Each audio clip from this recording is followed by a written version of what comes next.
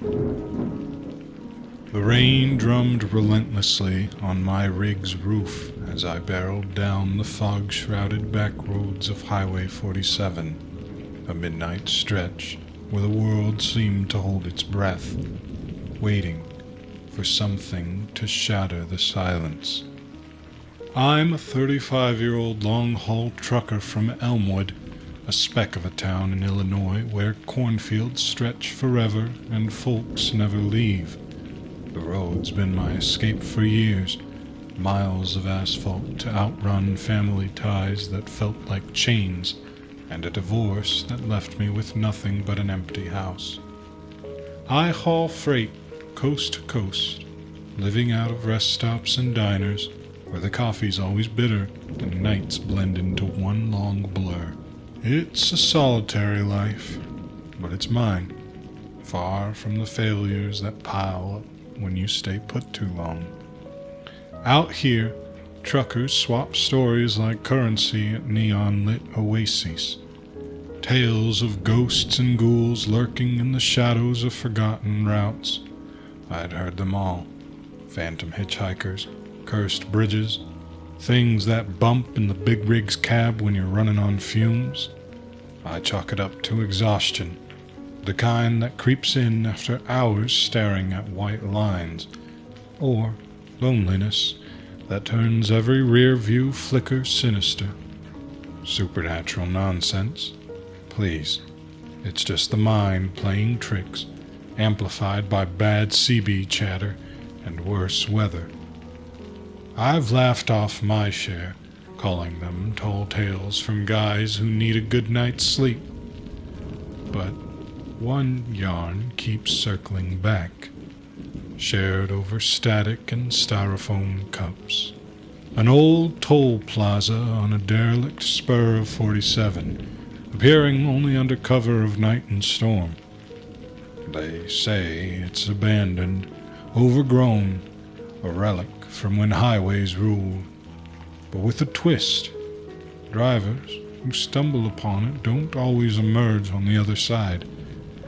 Tales of ghostly toll takers vanishing into the mist, a gateway to hell or whatever. Exaggerations, all of them. Fog and fatigue turn nothing into monsters, and I've mocked them all, betting it's just vandalism or a prank on rookies. That night, everything shifted. I was hauling a load from Chicago to Denver when the storm hit hard around midnight, lightning cracking the sky like veins. My GPS glitched, blamed the downpour or signal drop in those dead zones, and spat me onto an unmarked detour, a ribbon of cracked pavement swallowed by gloom. Thick, unnatural fog rolled in, like it was breathing, clouding my headlights until I could barely see 10 feet ahead. Distant thunder rumbled, the only sound besides the wipers slapping time. Then, out of the haze, it materialized. The toll plaza, decrepit and looming, its booths rusted to hell and tangled in vines that clawed at the metal like they'd been at it for decades. Overhead, a flickering neon sign buzzed erratically, spelling "Pay toll" or "Pay dearly" in faded red letters pulsing like a dying heartbeat. The barrier arm blocked the lane, and the place hung in an eerie hush. No cars, no lights in the windows, just the rain hammering down. I eased the rig to a stop, figuring it for some forgotten checkpoint, maybe automated or busted by kids with too much time. No attendant in sight, human or otherwise, but as I killed the engine and waited, the air turned sharp and unnaturally cold, seeping through the cracks like fingers probing for a way in. I sat there in the cab, the chill biting deeper, as if the truck itself were turning against me. The unnatural frost thickened the air, frosting the edges of my mirrors. My breath fogged the windshield in ragged bursts, and I wiped it away with a gloved hand, peering into the shadows dancing just beyond the feeble glow of my headlights. The toll booths loomed like skeletal sentinels, their red lights blinking erratically, as if signaling some warning I couldn't decipher. That's when they appeared, translucent, hooded figures drifting from the booth like smoke from a dying fire. They didn't walk, they glided, their forms shimmering in and out of visibility, edges fraying into the mist, coiling around the plaza. Their eyes glowed a sickly green, piercing the darkness like tainted emeralds. And their fingers. God, those fingers stretched unnaturally long, tapering into points sharp enough to slice through flesh or glass without resistance. They weren't human. Not anymore if they ever had been. They were remnants of something ancient and hungry, bound to this cursed bridge between the living world and whatever lay beyond. One glided up to my window, its face a hollow mask of decayed skin stretched over bone, voids where features should be. A voice resonated from everywhere, vibrating through my bones, crackling from the radio static I'd turned off hours ago. Pay the toll of your sins. Not cash, not a card, memories. Life force, something vital pulsing at my core. I felt it then, invisible threads pulling at my mind, siphoning bits away like a thief in the night. The taste of that last diner coffee faded first, its bitter warmth evaporating from my tongue as if it had never been. Then, the familiar hum of my engine, tuned over countless miles, dissolved into silence. Panic surged through me, a cold wave crashing against my chest. I fumbled for my wallet, fingers numb and clumsy, tossing coins out the window in desperation. They clattered uselessly on the asphalt, rolling into the fog, and the thing laughed, a sound like wind howling through brittle bones, rattling the truck's frame. Suddenly, Elmwood's streets blurred in my mind, a void where childhood alleys and the corner store should have been, the foundation of my wandering life, erased in an instant. My hands shook on the wheel as I realized these collectors weren't just taking tolls, they were unraveling souls, piece by piece, to feed their eternal vigil. I jammed the gas, aiming to smash the barrier arm blocking my path, the engine roaring in defiance. But the truck lurched to a stop mid-charge, as if hitting an invisible wall of ice. The impact jarred my teeth, pain shooting through my neck. More specters surrounded me, emerging from the booths and tree line, their green eyes multiplying like fireflies in a graveyard. They chanted in unison, a dissonant chorus resounding off the concrete. This is the bridge between worlds. Pay with memories or vitality, or stay forever. Nearby, stalled cars dotted the lot, their headlights dim and forgotten. Drivers slumped inside, eyes vacant, bodies withered like husks dried in the sun, skin sallow, cheeks hollow, as if years had been sucked from them in moments. My heart hammered against my ribs, a frantic drumbeat. That could be me, trapped here until I was nothing but an empty shell, forgotten by the world I'd tried to escape. Desperate, I grabbed the photo from my dash, The one of Buddy, my old dog, my only companion on those long hauls after the divorce. His goofy grin stared back, a snapshot of simpler times. "Take this," I yelled, voice cracking, flinging it out the window like a talisman. The collector snatched it mid-air, its elongated fingers curling round the edges.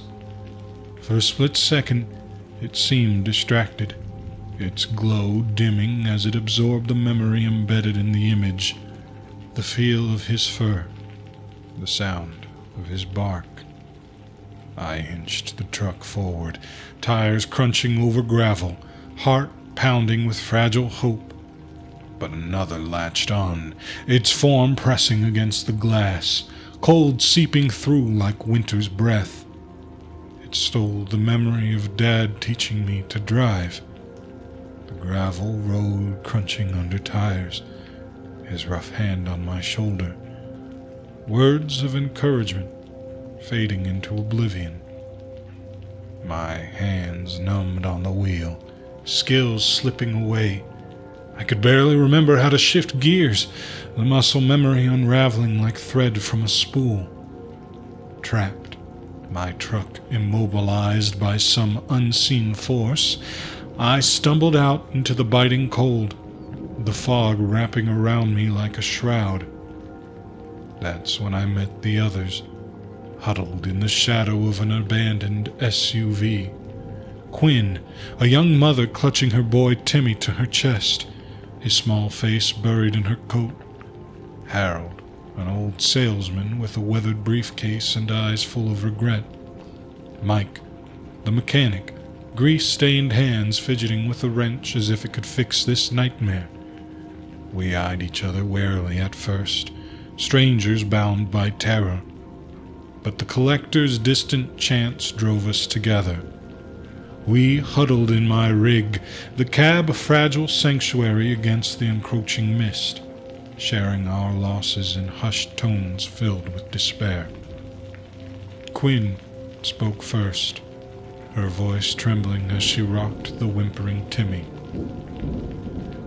"They took the memory of his birth," she said, tears freezing on her cheeks. "The first cry, the warmth of him in my arms, it's just gone, like he was never mine." Harold nodded, his lined face deepening with sorrow. "My jokes, the ones that closed deals and made folks laugh. Now I open my mouth and nothing comes out, empty." Mike grunted, staring at his hands. "Repair know-how. Years of fixing engines. I look at a carburetor now and it's all Greek to me. These collectors, they feed on us to survive, sucking the life out of our memories to keep their grip on this world." The rain started then, a relentless downpour hammering the roof like insistent fingers, turning the plaza into a slick, shadowy maze. We couldn't just sit there. Inaction meant slow erosion. Braving the storm, we explored the booths, flashlights cutting through the gloom.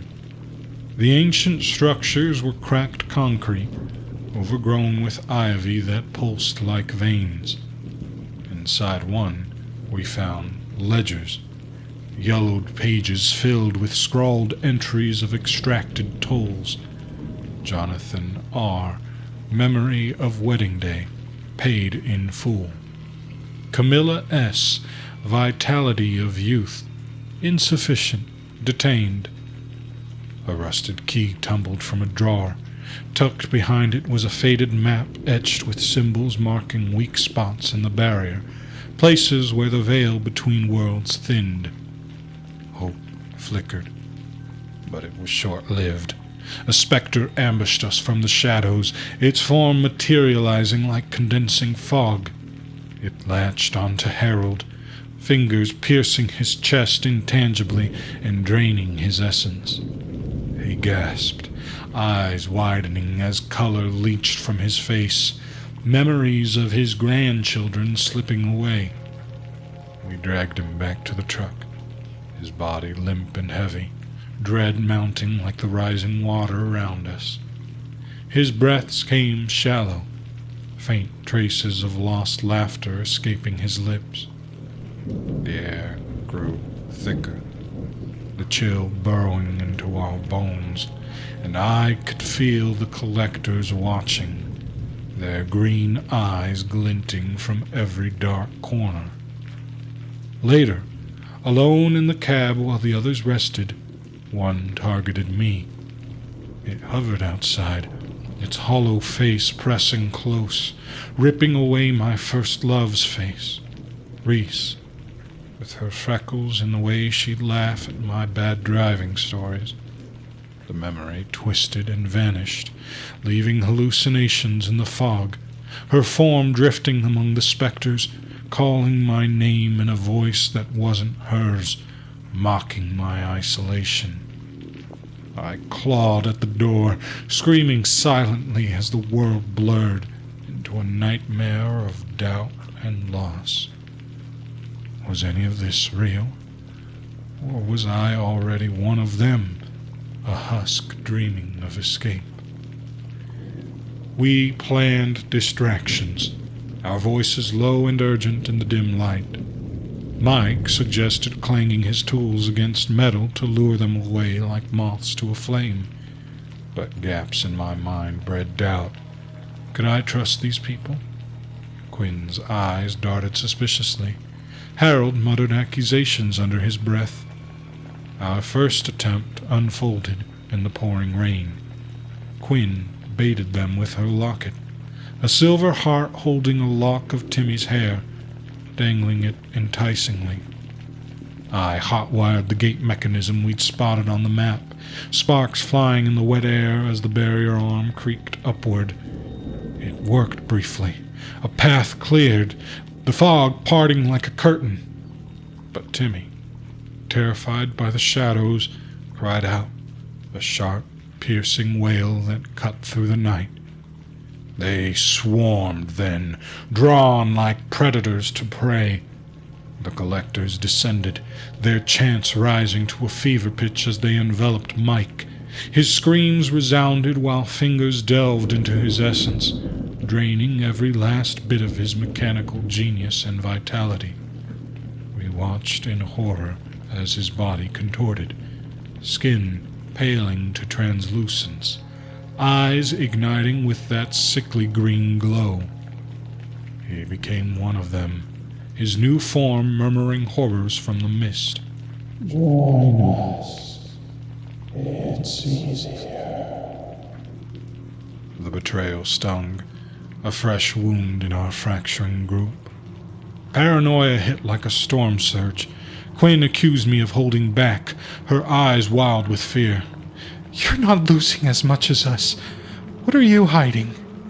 Harold, half drained and desperate, tried trading my life for his freedom, lunging at me with surprising strength, his hands clawing at my throat.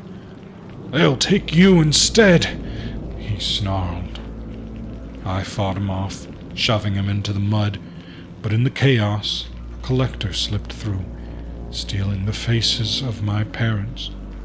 Mom's warm smile, Dad's stern guidance, leaving me adrift in a sea of anonymity. Who was I without them? The rain mixed with my tears, the cold numbing the pain, but not the emptiness. We experimented desperately, clinging to fragments of hope. During a lightning storm that cracked the sky open, we channeled electricity through the rusted key and map, hoping to disrupt the barrier. Bolts illuminated the plaza in stark flashes, revealing the collector's true forms. Twisted, elongated shadows feeding on the storm's energy. We shared stories around a makeshift fire in an abandoned booth, trying to anchor our memories by voicing them aloud. Quinn recounting Timmy's first steps, Harold piecing together faded jokes. and myself grasping at Buddy's loyalty. It worked for a while, the words forming a fragile shield that pushed back against the siphoning threads.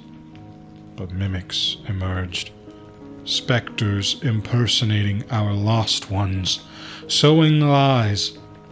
One appeared as Mike, murmuring that Quinn planned to sacrifice Timmy. Another as Reese, accusing me of abandonment. Trust shattered like glass, accusations flying in the flickering light, our alliance crumbling under the weight of deception. Now, with just Quinn and Timmy left, Harold had wandered off in a daze, vanishing into the fog. We eyed the central booth, the nexus of this hellish plaza. It was a towering structure, pulsating with an otherworldly hum, green light seeping from its cracks like infected blood. The collectors massed there, dozens merging into a writhing horde, demanding all that remained of us. My vision blurred, memories twisting into nightmares. Buddy's bark became a howl of accusation, Dad's lesson warped into failures, Reese's love soured into betrayal. Quinn clutched Timmy, her face a mask of determination laced with terror, as the rain pounded harder and the chill deepened to bone-aching cold. The voices resounded louder. Pay or stay forever. I gripped the rusted key, the map crumpled in my fist, wondering if we had enough left to fight, or if the toll had already claimed us all. The fog thickened, the green eyes closed in, and in the depths of my fracturing mind, I heard the bridge between worlds creaking shut. As the collectors surged forward, their forms a swirling vortex of green-eyed malice, I thrust the rusted key into the Nexus booth's hidden lock, twisting it with hands that barely remembered how to grip. The map symbols glowed briefly, a final spark of guidance amid the chaos. "Run!" I shouted to Quinn, who scooped up Timmy and bolted for the underpass we'd uncovered beneath the plaza. I bought us time by reciting a torrent of stories, twisted tales from my trucking life, laced with lies about endless roads that looped into nothing, tainted memories that poisoned their siphoning grasp. The lead collector recoiled, its hollow face contorting as impure essence flooded its being, buying precious seconds. Quinn paused at the tunnel's mouth, sacrificing her last happy memory, a sunlit picnic with Timmy, to weave a shield of raw emotion that held the horde at bay. But one grabbed me, its elongated fingers digging into my chest, burning as it tried to rip away my core. The freedom of the open road, the essence of who I was as John Harlan, the solitary trucker. I fought back, anchoring to that untainted core, the wind in my hair on Highway 47, the rumble of tires outrunning regrets. With a roar, I wrenched free and slammed my fist into the Nexus's pulsing heart, shattering it into a cascade of ethereal shards. The plaza trembled, barriers crumbling, specters fading into anguished wails as the bridge between worlds unraveled. We sprinted through the collapsing underpass, spectral howls chasing us like remnants of the forgotten. As we emerged onto the far side of Highway 47, the fog lifted like a torn veil, the storm easing to a drizzle. The plaza had vanished, leaving only cracked asphalt and silence. Pale, but alive. Quinn and Timmy climbed into an abandoned car in the lot, her eyes meeting mine with gratitude and lingering fear. "Thank you, John," she said, before driving off into the dawn. Timmy waving weakly from the back seat.